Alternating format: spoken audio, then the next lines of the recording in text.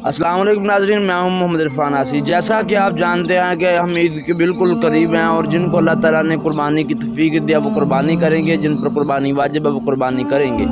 نبی کریم علیہ الصلوۃ والسلام کی سنت ہے، نبی کریم علیہ الصلوۃ والسلام کا طریقہ کار ہے، اس کے ساتھ ساتھ حضرت ابراہیم علیہ الصلوۃ والسلام کا طریقہ کار ہے۔ میں آپ کو بتانا چاہتا ہوں کہ نبی کریم علیہ الصلوۃ والسلام کی محبت، نبی کریم علیہ الصلوۃ والسلام کی چاہت اور نبی کریم علیہ الصلوۃ والسلام کی سنت کو یاد رکھتے ہوئے آپ نے اس بات کا خصوصی خیال کرنا ہے کہ آپ کے قریب کوئی بھی قادیانی، کوئی بھی مرزئی، کوئی بھی اس طرح کا لعنتی بغیرت ہو، آپ نے اس پہ خصوصی نظر رکھنی ہے، کیونکہ یہ وہ لوگ ہیں جو نبی کریم علیہ الصلوۃ والسلام کی ختم نبوت کے منکر ہیں اور نبی کریم علیہ الصلوۃ والسلام کے منکر ہیں۔ نبی کریم علیہ الصلوۃ والسلام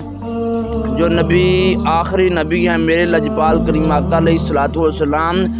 تمام انبیاء کے بعد تشریف لے کے آئے۔ نبی کریم علیہ الصلوۃ والسلام نے نبوت کو ختم کر دیا، یعنی کہ نبی کریم علیہ الصلوۃ والسلام کے بعد کوئی نبی نہیں آئے گا، اور جو میرے نبی کریم علیہ الصلوۃ والسلام کو آخری نبی تسلیم نہیں کرتا، میرے مصطفیٰ پر ایمان نہیں رکھتا اور اس بات کا فیصلہ نہیں کرتا کہ آخری نبی میرے مصطفیٰ، میرے لجپال حضرت محمد مصطفیٰ صلی اللہ علیہ وآلہ وسلم ہے، اگر وہ اس بات پر ایمان نہیں رکھتا، اس بات کو تسلیم نہیں کرتا، وہ مسلمان نہیں ہے، وہ اسلام سے خارج ہے، اسلام سے فارغ ہے۔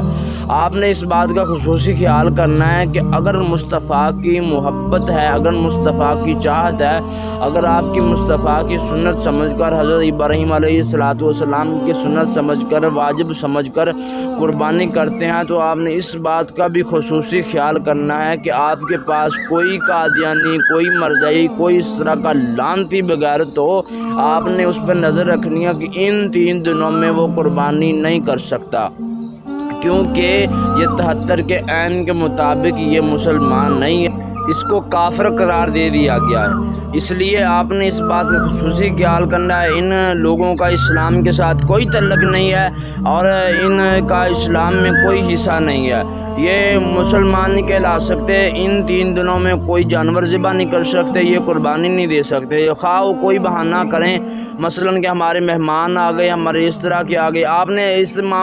معاملات ہو نا تو سب سے پہلے آپ نے تھانے میں رپورٹ کروانی ہے۔ تھانے میں رپورٹ کروانے کے بعد عاشقان مصطفیٰ صلی اللہ علیہ وآلہ وسلم کو بتانا ہے، ان سے کے ساتھ بھی یہ شیئر کر دینا ہے کہ یہ معاملات ہمارے قریب ہے، ہماری گلی میں ہے، کسی بھی گلی محلے میں ہو، آپ نے اپنے قریبی تھانہ میں رپورٹ کروانے کے بعد عاشقان مصطفیٰ صلی اللہ علیہ وآلہ وسلم کو ضرور اطلاع کرنی ہے، کیونکہ 73 کے آئین کے مطابق ان کو کافر قرار دے دیا گیا، یہ مسلمان نہیں ہے۔ آپ نے نبی کریم علیہ الصلوۃ والسلام کی محبت کا اظہار کرنا ہے، اس کے لحاظ سے اپنی قربانیاں کریں، اللہ آپ کی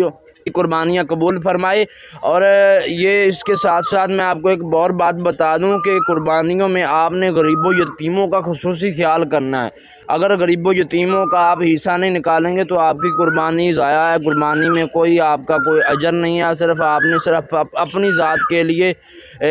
گوشت کیا ہے، قربانی کی ہے اپنی ذات کے لیے، ایسی قربانی اللہ کی بارگاہ میں کوئی قبول نہیں ہے، اس لیے آپ نے غریبوں و مسکینوں کا خصوصی خیال کرتے جانا ہے کہ غریبوں و مسکینوں کا ضرور حصہ نکالنا ہے، ان کو گوشت لازماً پہنچانا ہے آپ نے۔ اللہ آپ کی قربانیوں کو قبول و منظور فرمائے، اور نبی کریم علیہ الصلوۃ والسلام کی ختم نبوت پر جو آپ نے پیرا دینا ہے وہ قدم قدم پہ دینا ہے، عاشقان مصطفیٰ کا ساتھ دیں۔ اس کے ساتھ ہی میں اجازت چاہوں گا،